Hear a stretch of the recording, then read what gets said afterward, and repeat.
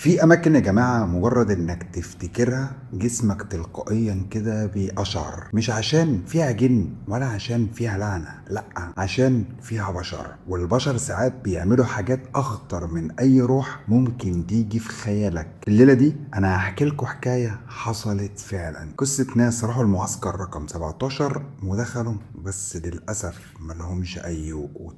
إيه هو معسكر رقم 17؟ مين الناس اللي دخلوا؟ وإزاي عرفنا الحكاية؟ وكل تفصيلة هكلمكم فيها النهاردة احنا اتفاجئنا بالطريقة اللي عرفناها بيها. انا اسلام الدولي، وهنا بحكي لكم قصص حصلت على مر التاريخ، واي قصة بتحصل واي حاجة هتحصل في المستقبل. ما تنساش تدعمني باللايك والاشتراك في القناة، وما تنساش تشغل الجرس عشان عندنا قصة قوية جدا كل اسبوع. جهز قهوتك ويلا بينا نبدأ.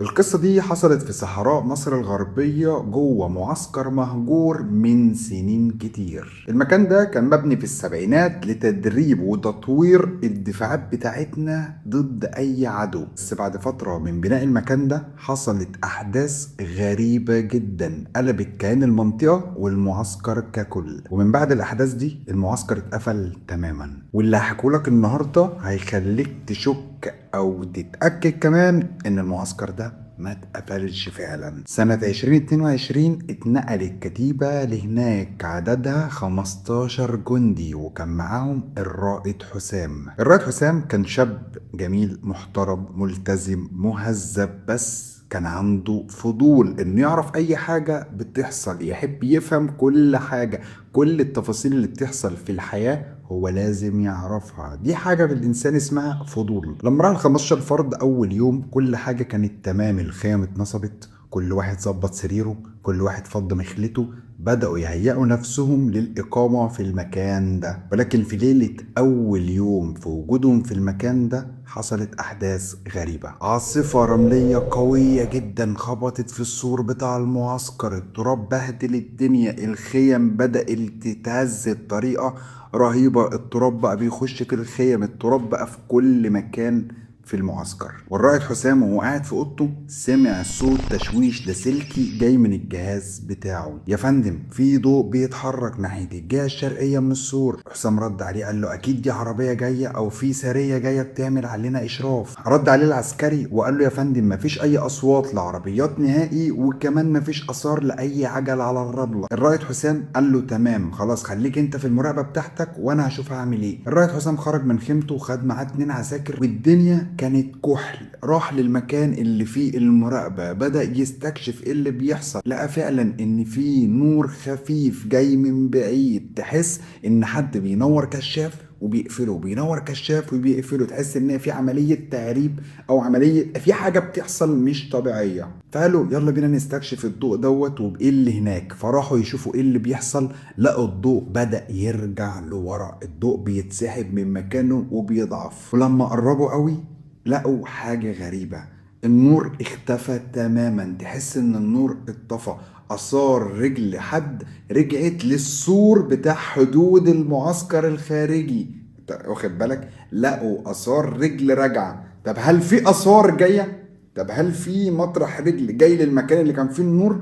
لا، الآثار كانت رجوع فقط. طبعا التوتر شغل دماغ حسام هو والعساكر اللي كانت معاه. العساكر بصت لبعضها وقالت له يا فندم يمكن كان في دورية معدية من هنا، حد بيشرف، يمكن في أي حاجة، عادي تبعنا مش مشكلة. حسام رد عليهم قال له ماشي يا فقيه، كان في دورية. طب الآثار بتاعت الدورية رجعت، مفيش آثار وهي جاية؟ الآثار وهي جاية فين؟ مطرح رجليهم فين؟ رجعوا للمعسكر وقالوا ايه، نكلم القيادة ونشوف الدنيا فيها ايه. رجعوا ملقوش العسكري اللي بلغهم بالإخبارية الأولى إن في نور كان موجود. العسكري اللي كان واقف حراسة في المنطقة لوحده، العساكر الباقية نايمة. دوروا عليه في كل الخيم، صحوا كل العساكر، ملوش أي أثر نهائي، حتى ملوش أثر إنه نزل من مكانه، مكان خطواته مطرح ما هو واقف عامل نقطة مراقبة، ملقوش آثار لرجليه نهائي. وبدأوا يدوروا على العسكري ده مش لاقيينه نهائي،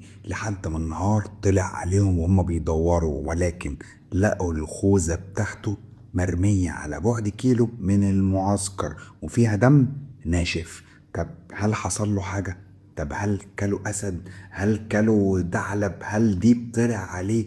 ايه اللي حركه من مكانه؟ فين الاثار اللي كانت موجوده لنزوله من مكانه؟ طب ايه اللي حصل؟ الدم ده لحق نشف امتى؟ العساكر بدات تتوتر جدا، ولكن الرائد حسام قال لهم محدش يتكلم في الموضوع، انا هبلغ القيادات وهبدأ أشوف وأدرس إيه اللي حصل وإيه اللي بيحصل في المنطقة دي بالتفصيل. ومن ساعتها ولا جندي عرف ينام ويشبع نوم، دايما عندهم حالة قلق، حالة توتر. هل هنصحى؟ هل هيحصل لنا زي زميلنا؟ هل هما مش فاهمين إيه اللي حصل؟ أنا نفسي لحد دلوقتي مش فاهم إيه اللي حصل، وإنت كمان دلوقتي أنا واثق ومتأكد إنك اتوترت ومش عارف إيه اللي بيحصل. واللي يجنن أكتر إن كل ليلة بالليل والعساكر نايمة أو قاعدين في الخيم بتاعتهم كان بيسمعوا صوت خطوات حوالين الخيم، كأن حد بيتمشى. طلعوا يبصوا يدوروا، مفيش أثر لأي حد ولا في أثر لرجل ماشية كمان. وفي الليلة التالتة الرائد حسام كان سهران وسمع صوت اللاسلكي اشتغل مرة واحدة، واللي بيبعت كمان الرسالة عن اللاسلكي كأنه بيوشوش وبيقول ارجعوا من هنا، المكان مش أمان، اخرجوا بسرعة. المشكلة مش في حسام، مش في الخطوات، مش في الرسالة اللي جت، المشكلة ان هو كان فاصل اللاسلكي. المشكلة انه كان شايل البطاريات وبيشحنها على الشاحن الخارجي. طب الصوت ده جه منين؟ اللاسلكي ده اشتغل ازاي؟ انت فاهم؟ انا مش فاهم، انت فاهم؟ وهنا يا جماعة كانت بداية النهاية. كل اللي حصل في المعسكر ده كوم، واللي حصل في حوار اللاسلكي مع الرائد حسام في الليلة دي كان كوم تاني. حسام فضولي، حسام شخص هادي رزين، ولكن من بعد اللي حصل، من بعد موقف اللاسلكي، حسام اتغير 180 درجة. وطول ما هو قاعد في الخيمة ماسك اللاسلكي اللي من غير بطارية مستني هل في حاجة هتيجي تاني، هل في رسائل هتتبعت تاني، هل حد عايز يقول لنا حاجة. هو مش فاهم في ايه، بقى قاعد طول الليل متوتر، وطول الليل هو قاعد يبص على باب الخيمة وباب المعسكر، ولا في حد ولا في رجل، وكأنه قاعد مستني حاجة، ولكن مفيش اي حاجة بتحصل، ولا حد بيدخل ولا حد بيخرج. ولكن كل شوية كان بيسمع صوت الخطوات اللي انا قلت لكم عليها، اللي العساكر حسوها اليوم التاني. في طابور الساعة 6 الصبح الرائد حسام جمع العساكر بتاعته كلها ووقفهم في الطابور، وقال لهم من النهاردة الحراسة على البرج 2 عساكر مش عسكري واحد، دايما لازم يكونوا 2 مع بعض، مفيش حد هيقف لوحده، محدش هيعمل اي حاجة لوحده، اي مهمة مفيش حاجة اسمها عسكري لوحده، لازم يكونوا 2 مع بعض وما يفرقوش بعض طول الخدمة. الجنود سمعوا الكلام ده وكانوا ساكتين ومبلمين مرعوبين. اذا كان انا مرعوب دلوقتي، كل عسكري فيهم نفسه يجيلهم امر اخلى دلوقتي ويسيبوا المعسكر ويمشوا ويهجروا المكان زي ما كانوا. كل عسكري فيهم عايز يمشي، بس ما جالهمش امر اخلى من المكان، وهم مش طايقين المكان، جم بمكان مهجور نفسهم يسيبوه يخلوه مهجور، هم مش طايقين نفسهم. المعسكر كان في الصحراء الغربية، كان قبل ليبيا بشوية، مسافة بعيدة جدا عن اي حدود، مسافة بعيدة جدا عن اي معسكر جنبهم، يعتبروا كانوا قاعدين في قلب الصحراء. نفس اليوم اللي كان فيه الطابور الصبح ده، بالليل الساعة 2:30 صباحا اللاسلكي اشتغل تاني، والمرة دي الصوت كان أوضح شوية، صوت شخص بيتنفس بصعوبة وبينهك وبيقول ارجعوا ارجعوا من هنا، محدش يفضل مكانه، يخلوا المعسكر بسرعة. حسام قام جري من مكانه واتنفض وجري على الجهاز وقام ماسك وبعت له، قال له انت مين؟ انت وحدة ايه؟ مين اللي بيتكلم؟ ولكن مفيش اي رد نهائي. حسام كان بقاله صوته كان هيتجنن وهو بيزعق. الجهاز قام شغال تاني، تشويش جامد جدا، ولكن حد بيضحك والجهاز فصل. في اليوم الخامس الوحدة كلها صحيت، لقت جندي اختفى تماما، لقوا الخيمة بتاعته مفتوحة والسلاح بتاعه في مكانه ومفيش اثار لرجليه، ولا انه قام ولا انه اتحرك من مكانه. تحس ان الارض اتشقت وبلعته في قلب الخيمة. العساكر وقتها كانت متوترة جدا وانهاروا نفسيا، حتى في عسكري بقاله صوته كان مرعوب، قال للرائد حسام فندم المكان ده ملعون، في حاجة غلط، احنا لازم نمشي من هنا، انا عايز اروح دلوقتي. الرائد حسام بعصبية عليه وزعق له جامد، قال له مفيش حاجة اسمها مكان مسكون، مفيش حاجة اسمها مكان ملعون، وقال له في تفسير منطقي لأي حاجة بتحصل، انا نفسي شاكك ان العساكر دي هربت من المعسكر، وانا لازم اكتشف الطريقة اللي عملوا بيها الحوار ده، وانا مش هسكت وانتوا لازم تركزوا معايا. وبدأ يديهم توجيهات، بص بعدهم كل البعد في التفكير عن ان ممكن يكون المكان ملعون. والليله دي الرائد حسام قرر يقعد حراسه بالليل، ولكن قال لك انا هقعد في مكان مستخبي ورا الخيمه بتاعه العساكر، عشان لو في اي عسكري تاني حاول انه يهرب او في اي حاجه تحصل تثبت ان المكان ده ملعون، انا لازم اكتشفها بنفسي بدافع الفضول اللي انا كلمتك عنه في اول القصه بتاع الرائد حسام. قاعد بالكشاف بتاعه والسلاح، مره واحده سمع صوت خطوات جاي من ورا الخيم بتاعه العساكر. نفس بالراحه كده ولسه بيشغل الكشاف وبيرفعه على الخيمة عشان يكتشف مكان الصوت فين، مرة واحدة الصوت اختفى. أول ما النور جه مكان الصوت راح يشوف ايه اللي كان هناك أو الخطوات دي كانت ايه. لقى آثار بيادة عسكرية جنب الخيمة، مكان ما كان سامع الأصوات اللي هي بتتحرك. الأغرب جدا إن مقاس البيادة دي كان أكبر من مقاس أكبر بيادة موجودة في العساكر بتاعته، كان مقاس ضخم جدا. واللي لابس البيادة ده كان وزنه تقيل جدا لدرجة إن الآثار كانت نازلة في الرملة جامد. ده دليل على إن اللي كان لابس البيادة وزنه تقيل. حسام صور مقاس الجزمة وصور اللي شافه ده وراجع على خيمته، ولكن شاف على باب المعسكر خيال حد واقف، خيال حد طويل ولابس ميري. الاضواء بتاعت المعسكر ما كانتش قويه، ولكن الملامح كانت واضحه، ملامح الشخصيه من بعيد ولكن مش ملامح الشخص. فضل واقف مكانه متنح، مش عارف اذا كان ده حقيقه ولا خيال، هل دي تهيؤات ولا ده شخص حقيقي، هل ده عسكري تبعنا ولا حد احنا ما نعرفوش ولا شيء غريب. اول ما فتح الكشاف بتاعه وبدا يسلط الضوء على الشخص اللي واقف ملقاش اي حاجة، تحس ان الشخص اختفى. اليوم السادس جاله رسالة من القائد بتاعه انه هيبعت له دعم يوصلوا في المكان، لكن للأسف الدعم ده عمره ما وصل. كان ممكن افضل معقدك باقي القصه معايا ومعشمك ان في دعم هيوصل، بس انا حبيت اختصر معاك التوقعات عشان نبدا نفكر في الحقائق من دلوقتي. ركز معايا يا رايق في كل تفصيله، قهوتك بردت تقريبا، قوم اعمل واحده تانية. في الليله السادسه دي كل العساكر اتجمعت في خيمه واحده وقرروا ان هم هيناموا سوا، خوفا على ان حد فيهم ممكن يختفي او اي حاجه غريبه ممكن تحصل تالي. فجاه سمعوا صوت حد بينادي من بعيد، ساعدوني. مين اللي بينادي؟ نفس الشخص اللي اختفى اول يوم، اللي شاف النور جاي من بعيد عمال ينادي بعلو صوته، ساعدوني الحقوني. الصوت جاي من بعيد ولكن بزعيق جدا. العساكر قامت تجري لصاحبهم اللي اختفى ورايحين يدوروا عليه، ولكن ملقوش اي اثر لاي رجل لاي شخص مكان الصوت او مكان ما كانوا سامعين الصوت جاي منين. مره واحده عسكري من اللي كان معاهم وقع من طوله، اغمى عليه. لما فوقوه بدأوا يصحوه، الرائد حسام بيقول له ايه اللي حصل؟ انت اغمى عليك ليه؟ مالك يا ابني؟ انت كويس؟ بيطمن عليه. قال له يا فندم في حد كان واقف ورايا ومسك كتفي وشدني كمان، حسيته انه بيشدني، فانا ما اعرفش ايه اللي حصل ولقيت نفسي في الخيمه دلوقتي انتوا بتصحوني. الرائد حسام من هنا بدأ يشك في كل معلوماته وفي كل حياته. بدأ يقول او يحس ان في حاجه غريبه بتحصل في المعسكر ده، وان فعلا في حد بيظهر وبيختفي ومش عايزهم يشوفوه. في حاجة حصلت في المكان ده أو حاجة بتحصل هتسبب لهم كلهم مشاكل كبيرة. مرة واحدة صوت اللاسلكي اشتغل وهو في إيد الرائد حسام، ارجعوا، مش كل اللي لابس زيكم يبقى واحد منكم. الرائد حسام وقتها حس إن دي مش مجرد تعذير، وإن الرسالة دي كانت بداية اللعبة. والليلة دي كانت من أصعب الليالي اللي عدت على الرائد حسام هو والعساكر اللي معاه في حياتهم كلها، مش في أثناء فترة تدريبهم أو فترة خدمتهم.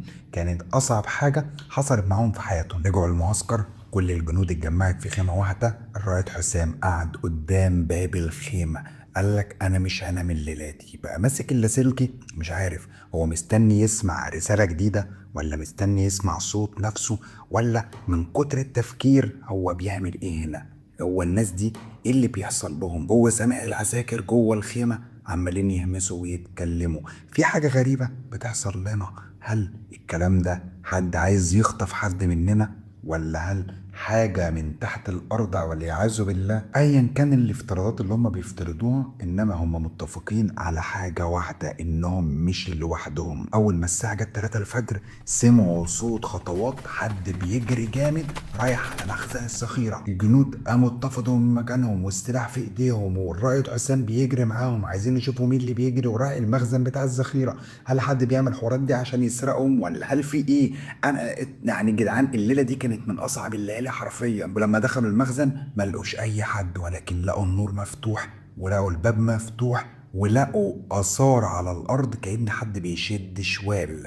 نفس الآثار بتاعت شد الشوال على الرملة، هتلاقي زي خيوط كده، دي كانت موجودة. والعسكري فادي كان بيترعش جدا وقال له: يا فندم في حاجة غريبة بتحصل وأنا سامع صوت نفس جاي من جوه المخزن. الرائد حسام شاور له بإيده قال له: اسكت خالص، وخد بعضه وانسحب ودخل على مخزن الذخيرة. بيتسحب في لمبة جوه المخزن كانت بتنور وتطفي، النور كان بيرعش بسبب الرطوبة وبسبب عوامل الجو، ما كانش فيه لمبات، فدي اللمبة الوحيدة اللي كانت موجودة. في مرة واحدة والنور بيض ويطفي، شاف خيال ماشي قدامه، شخص طويل جدا ولابس الكاب بتاع الجيش، ولكن ماشي بطريقة خفية، بيظهر وبيختفي في نفس الوقت. اللمبة طفت مرة واحدة وما اشتغلتش تاني. حسام حس ان في حد بيجري من وراه، لف بالكشاف يشوف في ايه، ما لقاش الا شوية تراب، تحس ان كان في عاصفة مثلا وسابت شوية تراب كده، او حد رمى معاه شافه بيعمل.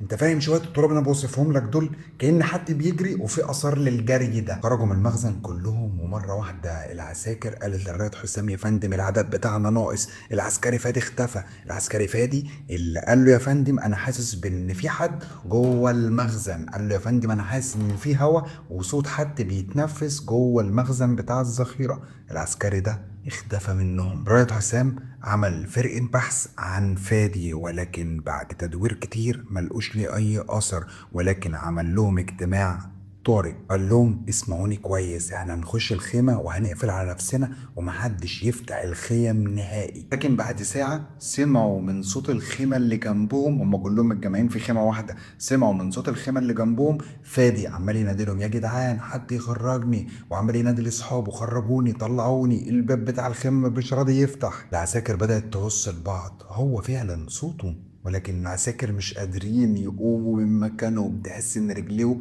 من الخوف لزقت في الارض. بعد دقيقة واحدة سمعوا حد بيخبط على باب الخيمة بتاعتهم وبيقول لهم: افتح يا صاحبي الجو بارد بره. ده صوت فادي، فاهم؟ هو خرج من خيمته ورجع الخيمة بتاعتهم وهو اللي بيكلمهم دلوقتي. رائد حسام قال لهم: محدش يفتح، فادي مات، محدش يفتح ولا حد يقوم من مكانه. لكن كان في عسكري صغير معاهم اسمه مروان، ما قدرش ان هو يسيب فادي واقف بره، وهو كان صديق فادي المقرب، فمد ايده فتح باب الخيمه وهو قاعد. بعدها العساكر قامت من مكانها والرائد حسام طلعوا بره يشوفوا فادي، قدام الباب اتفتح خلاص، كله خرج يشوف في ايه. ولكن كان مين اللي جوه؟ العسكري الصغير مروان، وملوش اي اثر لفادي، ولا كانوا عارفين الصوت ولا مين اللي كان بيخبط على الخيمه ولا كان مين اللي بينادي في الخيمه اللي جنبهم. وقالوا: يلا نرجع نقعد مكاننا تاني. واول ما دخلوا ما لقوش مروان، ولكن لقوا سلاحه، ما لقوش اي اثر ليه، ما لقوش اثر ان هو اتحرك من مكانه حتى،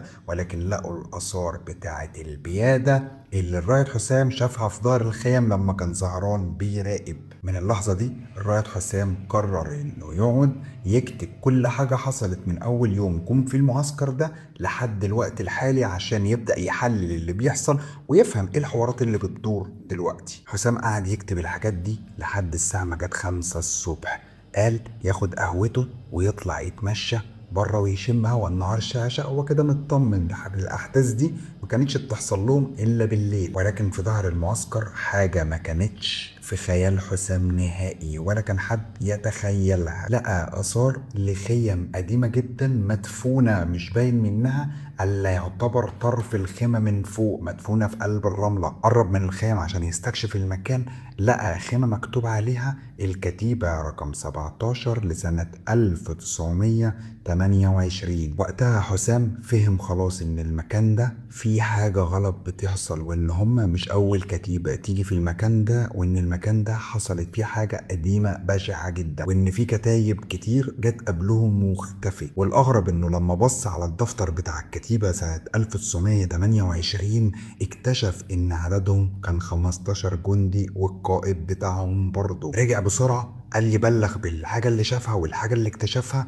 وأول ما مسك اللاسلكي عشان يبلغ القيادات اللاسلكي اشتغل لوحده. ارجعوا من هنا، المكان مش أمان. والمرة دي بقى اللاسلكي اشتغل وطول، مش بس وقف على الجملة اللي بيقولها كل يوم، لا زود جملة جديدة وقال له زينا تمام، احنا كنا هنا قبلكم. حسام رفع عينه، تخيل عاش الأجواء أو تخيل الأحداث اللي حصلت للكتيبة اللي قبلهم، اللي كانت سنة 1928 الكتيبة 17. وقف وتنح وبكل هدوء قال احنا بقينا جزء من نفس القصة اللي حصلت للكتيبة دي. الساعة جت 7 الصبح، وتحس ان الجو لسه رماد، النهار مش عايز يطلع، الشمس مش عايزة، يعني بص تحس ان المكان بقى يعتبر حاجة مكتومة، تحسه بقى فيلم أجنبي رعب، كأن الصحراء نسيت النور. حسام طبعا كان مطبق قبلها بيوم، ما دخلش اتشطف، كان قاعد قدام الخيمة ووشه كله متغطي بالتراب، مطرب جدا مبهدل جدا. فتح الدفتر بتاعه وكتب آخر سطر: المعسكر رقم 17 مش أرض تدريب، دي مقبرة مفتوحة. ولما كتب الجملة دي شاف عربية جيب داخلة من باب المعسكر، جري عليها وراح لهم، لقى كتيبة جديدة جاية تستلم مكانهم. وقفهم، الضابط نزل من العربية نفس رتبة حسام، سلم عليه قال له ازيك يا فندم، صباح الخير يا فندم، حضرتك بعد كده ليه يا فندم؟ وقال له احنا الكتيبة 18 جايين نستلم الموقع من سيادتك. حسام واقف بيتكلم معاه، ولكن مرة واحدة جاله حالة سكوت تام. بص حواليه ملقاش ولا خيمة، بص حواليه ملقاش العساكر بتاعته كلهم اختفوا تماما. فالظابط بيسأله باستغراب، قال له يا فندم فين العساكر، فين المكان، فين التجهيزات؟ حسام رد عليه وقال له كلهم رجعوا، ولكن مش من نفس الطريق اللي انتوا جيتوا منه. الظابط الجديد بص حواليه وقال له ايه اللي انت بتقوله ده؟ وقبل ما يكمل الجملة اللي بعدها اللاسلكي اللي في العربية اشتغل. صوت عسكري بيقول هنا الكتيبة 17 يا فندم، الموقع آمن، انت هنا من التدريب. فالظابط مسك اللاسلكي بتاعه وقال مين معايا، مين بيتكلم، حدد موقعك فورا. بس الصوت اتكرر تاني كأنه صوت مسجل بهدوء تام: هنا الكتيبة 17 التدريب انت. بص نفس اللي قاله في أول مرة قعد يقوله حوالي 3 أو 4 مرات تكرار. حسام جرى على الظابط بسرعة وقال له اوعى ترد عليه، لو رديت عليه مش هتعرف تخرج ولا هترجع من المكان ده. الظابط بقى الجديد ضحك على حسام، قال له من انت بتهزر، ايه اللي انت بتقوله ده؟ قال له دي اصوات تشويش، احنا سامعين صوت اللاسلكي ده من اول الطريق وخلاص، وعرفنا وادينا كونفirmation او عملنا ان احنا خلاص جايين. وقام ماسك اللاسلكي وقام رادد عليه وقال له هنا الكتيبة 18، احنا في معسكر 17 دلوقتي وبنستلم الموقع حالا. الحوار ده كان الساعة 8 صباحا. مرة واحدة الجو بقى عبارة عن ليل، تحس ان في غيمة كبيرة جدا جت فوق المكان، يعني الليل ليل مرة واحدة والجو سقع مرة واحدة، وال15 عسكري اللي كانوا مع الضابط الجديد اختفوا تماما. الضابط الجديد بص حوالي لو ما اختفوا قال لك في ايه، في ايه يا حسام، ايه اللي بيحصل في المكان هنا، ايه اللي حصل، العساكر بتاعتي راحت فين؟ ومره واحده ظهر لهم صف عساكر واقف بعيد جدا، لابسين لبس ميري ولكن الهدوم متبهدله وشوشهم بعتانه، وبس عيونهم سواد تام ما فيهاش اي حاجه، عينهم سودا بس. حسام وطى عليهم وشوشه قال لهم دول اللي كانوا هنا قبلنا، هم دول سبب اللعنة بتاعت المكان. وصف العساكر اللي كانوا واقفين دول بدأوا يتحركوا اتجاه الضابط الجديد بالخطوة المعتادة، وهم شايفينهم بيتكلموا ولكن الصوت مش واصل لهم إلا عن طريق اللاسلكي، وعمالين يقولوا في كل خطوة بيخطوها انضموا لينا، التدريب لسه ما خلصش. بعد دقيقة واحدة الصحراء كلها بقت تراب، الضابط الجديد اختفى، صف العساكر اللي كان ظاهر من بعيد اللي هم مش طبيعيين اختفوا، العربية اللي كان جاي بيها الضابط الجديد اختفت، وحسام بقى واقف لوحده. مسك الدفتر بتاعه كتب كل اللي حصل بالتفصيل من غير ما يخطي خطوة واحدة من مكانه. وبعد ما حكى كل الكلام ده كتب آخر صفحة: الموقع استلم كتيبة جديدة. طبعا حسام كان مبلغ ان في حاجات غريبة بتحصل، وكان مبلغ القادة بتوعه بكل حاجة بتحصل ومعرفهم كل تفصيلة، وغير كده كان كاتب كل الكلام ده في الدفتر. بعدها بيومين وصلت وحدة انقاذ عشان تشوف ايه اللي بيحصل، في وسطة الوحدة اللي هي كانت جاية تستلم منهم الحقيقية، وملقوش أي حاجة ولا أي أثر لأي حد في الدنيا، وملقوش غير الدفتر اللي عرفنا منه القصة، ومكتوب على الغلاف بتاعه من بره: المعسكر رقم 17، التدريب مستمر. وصلت معايا بالقصة لحد هنا، فباقي القصة ديت هنتكلم فيها في فيديو تاني قريبا جدا. أنا إسلام الدولي، ولو مش عامل اللايك والاشتراك في القناة فأنت حرفيا بتدمرني. أرجوك اعمل لنا اللايك والاشتراك في القناة وفعل زر الجرس عشان عندنا فيديو جديد كل أسبوع. أنا إسلام الدولي، واستنوني في قصة جديدة. سلام.